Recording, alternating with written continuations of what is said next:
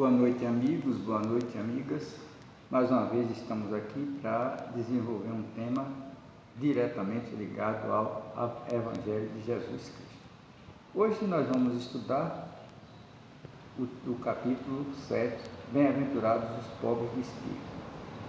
Em primeiro lugar, eu sempre que vou começar essas nossas conversas, eu costumo agradecer a vida pela oportunidade que nós estamos tendo de aprender mais com Jesus, agradecer aos companheiros que nos propiciam, essa chance, tanto a nível de encarnados como desencarnados.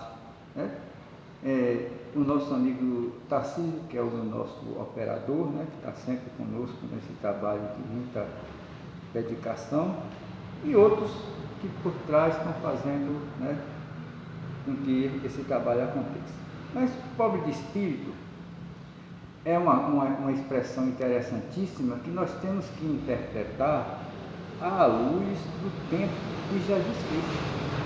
Porque nos tempos de hoje, como nós poderíamos interpretar pobre de espírito? O que é pobre de espírito? É pobre do ponto de vista material? É um cara que se deprecia, que se acha que não tem valor? É covarde? É tímido, ele se esconde dos demais? Como nós poderíamos interpretar isso? Bem, meus amigos, no tempo de Jesus, pobres de espírito eram aqueles que eram pobres de bens materiais. Ou seja, os simples, os humildes, porque os fariseus e os escribas eram julgados de possuir um espírito super adiantado, porque tinham recursos materiais. E em diversas oportunidades, muitas oportunidades do Evangelho de Jesus, ele ressalta bem essa questão da humildade. Por exemplo, vocês lembram do óbolo da viúva, O óbolo da viúva, o pessoal tinha pessoas que traziam moedas de saco para ouvir a zoada quando ia para a urna. Mas, segundo Jesus, quem mais contribuiu foi a viúva, porque tirou da sua necessidade. Lógico que vocês notam o que é que Jesus ressalta como de importância. A importância está naquilo que você pode fazer em benefício do outro, sendo sacrifício para você.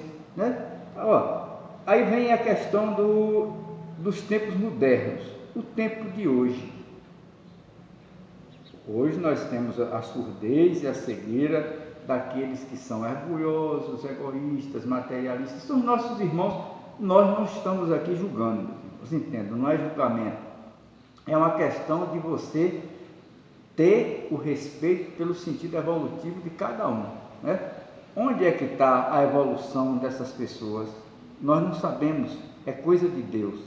Mas nós temos que respeitá-los, temos que acatar as coisas que às vezes são feitas de formas que nós discordamos, mas nós temos que acatar, porque faz parte da lei da sociedade, meus irmãos. A lei da sociedade nos impõe que nós temos que viver em conjunto. E se nós temos que viver em conjunto, nós temos que respeitar cada lei que é feita, nós temos que respeitar a opinião das pessoas, nós temos que respeitar o patamar de evolução de cada um, porque fazemos parte dessa grande família divina que está aqui reencarnada na Terra nos tempos de hoje, certo? E nós vamos um pouco mais adiante perguntando a vocês: será que no tempo de Jesus, que era muito mais rígido, porque no tempo de Jesus rico era rico, pobre era pobre, senhor era senhor e escravo era escravo, não tinha essa coisa de meio termo. Era um tempo muito mais rígido, com muito mais inflexibilidade. Então Jesus dizia o seguinte: os pobres de espírito, sendo espíritos humildes e simples, diz que o reino dos céus era deles e não dos orgulhosos. Ora, o reino dos céus, o que significa, meus irmãos, o reino dos céus? O reino dos céus é uma situação pessoal. Hoje a doutrina espírita nos explica, através dos seus princípios que não tem como você combater. Por exemplo, o princípio da reencarnação. Como alguém pode combater? É inadmissível que em 120, vamos dizer que a pessoa consiga viver aqui 120 anos, que é difícil, mesmo nos tempos de hoje, que existe aí uma previsão de vida de 70 e tantos anos, de 80 e tantos anos, que existem pessoas que chegam a 100 anos, mas dificilmente você vê alguém chegar a 120 anos. É impossível que um espírito eterno se desenvolva de forma total em 120 anos de reencarnação. Vamos dizer, ele conseguiu ser aqui médico. Nessa reencarnação ele foi um médico bom, um médico que cumpriu suas obrigações e tal, e tal, e tal. Certo? Mas existem centenas de outras profissões, meus irmãos. E se nós pensamos em evolução espiritual, nós devemos estar num patamar onde nós fazemos de tudo. É preciso que nós respeitemos as pessoas e respeitemos também essa questão da doutrina espírita, quando fala da reencarnação.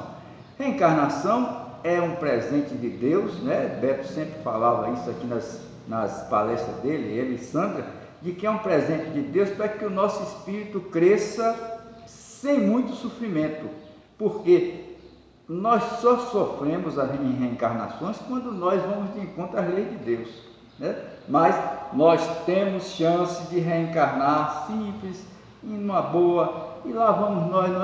Mas olha, nesse livro aqui, meus irmãos, Evolução em Dois Mundos, nós vamos ver o seguinte, que para a gente conseguir ter a consciência, levou um bocado de ano, né? Para que a gente conseguisse sentir amor, foi outro bocado de tempo, né? É uma evolução, a evolução não se dá de salto, né? Então, para que a gente tivesse consciência, foi preciso que levasse alguns milhares de anos. Para que a gente tivesse consciência e amor, foi preciso mais alguns anos.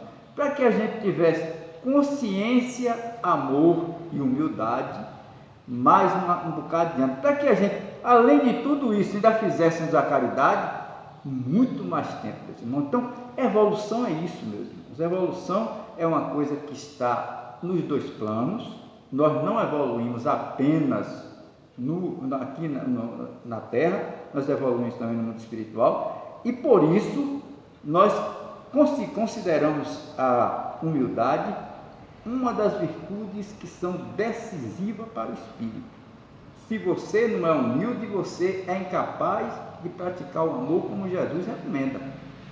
O amor, aquele amor caridade, meus irmãos, vocês lembram, né? Amai os vossos inimigos, fazei o bem ao que vos fazem mal e orai pelos que vos perseguem e caluniam. Isso é caridade máxima, meus irmãos, caridade máxima. Devemos pensar também na questão da misericórdia, compaixão. Como nós vamos sentir essas coisas se nós não somos humildes para reconhecer o espaço da gente? É o nosso espaço, é o lugar onde nós estamos vivendo e que nós temos que conviver com todos os tipos de espírito, meus irmãos. Sempre respeitando, acatando, sempre dando de si o máximo que puder pela evolução dos outros e pela sua evolução. Bem, meus irmãos, por que a gente tem que ser humilde?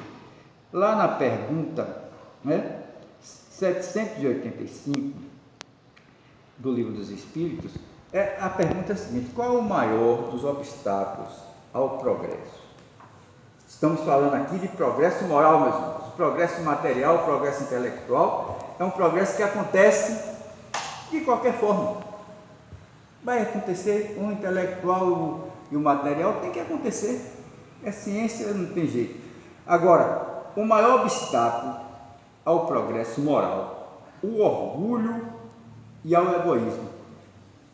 Está o orgulho e o egoísmo. Refiro-me ao progresso moral, pois o intelectual avança sempre. É aquilo que eu digo a vocês, certo? O intelectual e o material tem que avançar sempre. Faz parte do plano científico de Deus. Agora, para que ocorra progresso moral, tem que haver, né, a eliminação desses elementos perigosos para o nosso espírito, que são o orgulho, o egoísmo, e que eu acrescentaria ainda a esses dois o materialismo, que é reinante e que é perigoso quando associado ao capitalismo. Então, são coisas que nós temos que combater em nós porque nós precisamos de ter isso de verdade. Bem, ressaltando ainda no Evangelho de Jesus, no capítulo 27, nós temos uma outra situação interessantíssima. Duas pessoas da sociedade vão para o templo, o fariseu e o publicano.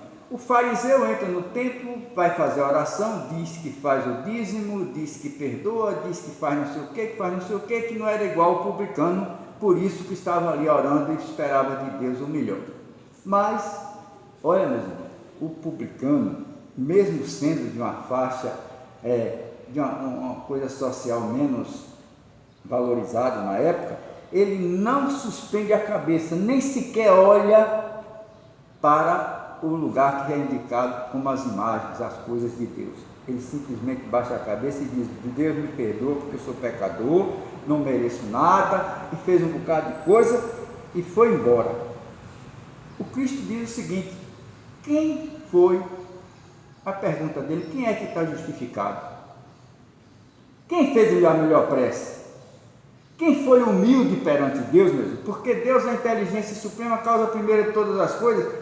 É preciso que a gente tenha noção de que Ele é isso para nós, meus irmãos. E esse progresso moral que nós precisamos é para a evolução do nosso espírito.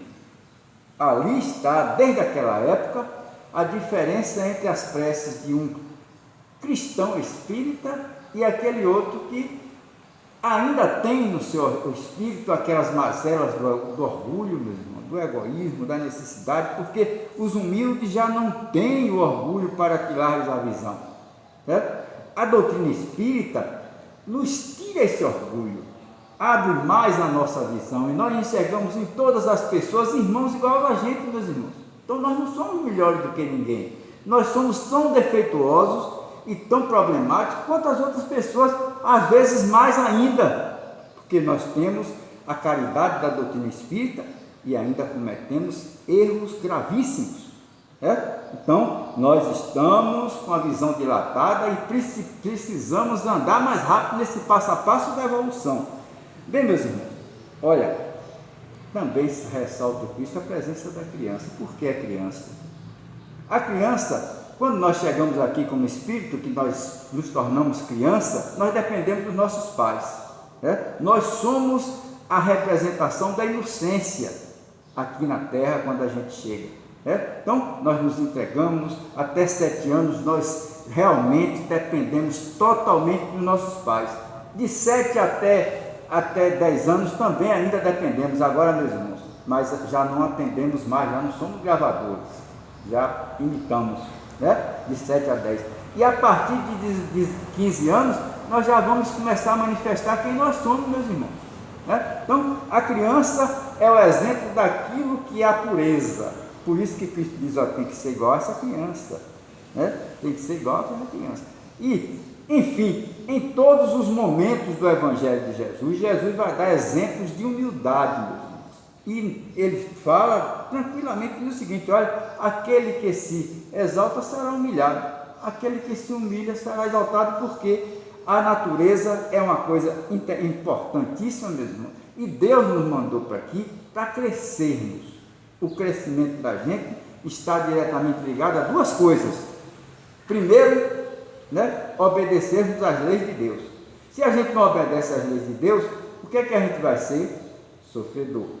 Então o sofrimento depende de nós, a felicidade depende de nós, e a convivência aqui também depende de nós, para que a gente respeite os outros e reconheça aquilo que Deus nos deu. É preciso que a gente tenha humildade. Então a gente vai se achar, porque tem um pouquinho mais de inteligência, algumas pessoas, alguns companheiros nossos, porque tem um pouquinho mais de inteligência, porque estão em cargos públicos, porque estão no poder, eles se acham muito maiores do que os outros. Não, meus irmãos, é uma questão de lugar. Naquele momento vai chegar a hora em que cada um de nós vai ocupar aquele lugar. E aí,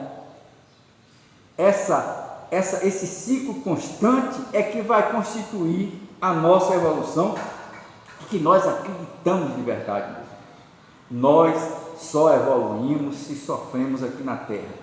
E ao passo que nós desenvolvemos a nossa humildade, nós vamos aumentando a nossa visão e chamando para perto de nós mais pessoas que necessitam da gente.